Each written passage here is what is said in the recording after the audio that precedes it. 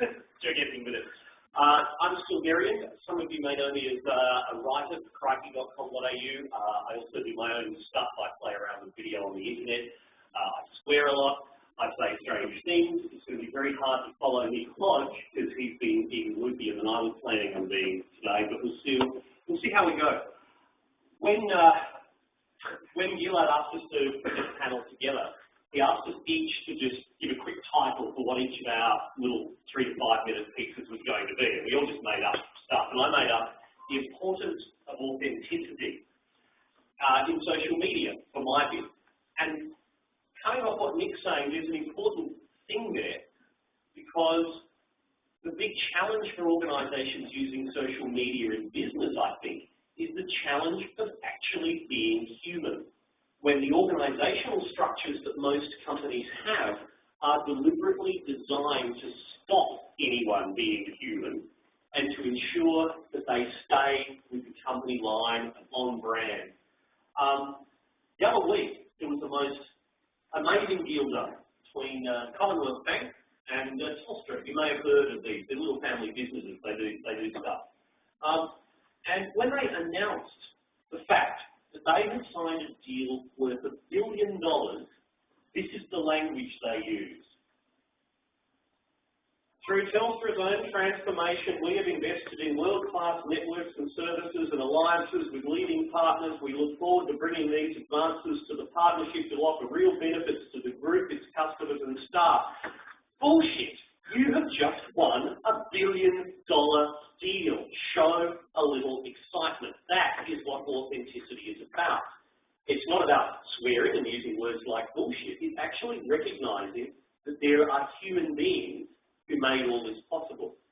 And those human beings are already talking on behalf of your organisation in every venue they're at the pub, on the bus, at a family picnic, wherever it may be.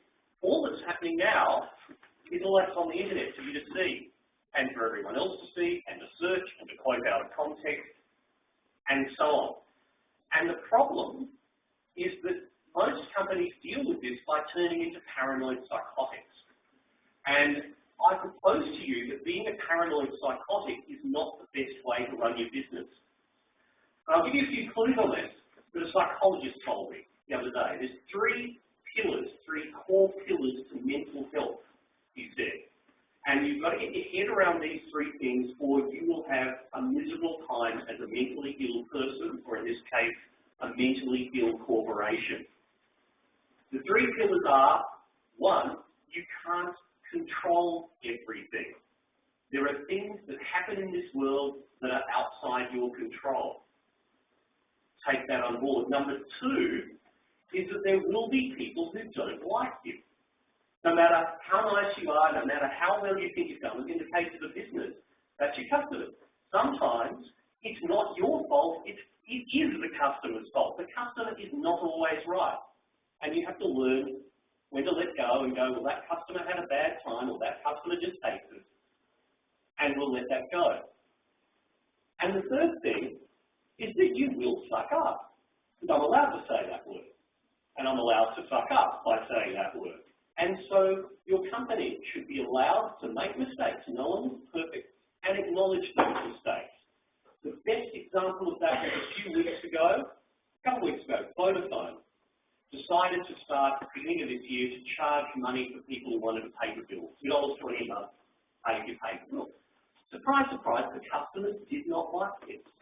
They wanted the option. How Vodafone dealt with that showed corporate mental health. They sent out an email, a letter to everyone that said, okay, we just made a big mistake. Sorry about that. It looks like a good idea at the time. We didn't expect it to be that bad. Sorry. We'll now go back, and there will be no extra charge. You can have your bill like email, web, paper, whatever. We understand. Sorry, well, they didn't use the language, but they admitted to their mistake and moved on.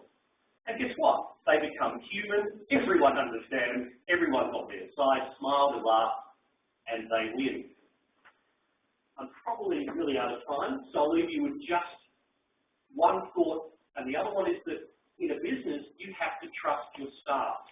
You can't be a paranoid psychotic about this. Your staff will communicate and they will use their own language. And just imagine this whole control thing. If you see all of this, imagine a soldier out on the battlefield, calling back at headquarters every time, quick, someone just fired a bullet. What do I do? There's a bullet, there's a threat. We're going to have a meeting about what to do. Imagine trying to run a war that way, where every tiny little thing that happens is reported back and an emergency meeting is held. No, what happens is that soldiers are given clear objectives and a clear context and trained and trusted. So when that moment comes, when there is a risk, they know what to do and they're trusted to do it. And yes, occasionally they fuck up and you've got plans to deal with that. So that's the challenge. Thank you.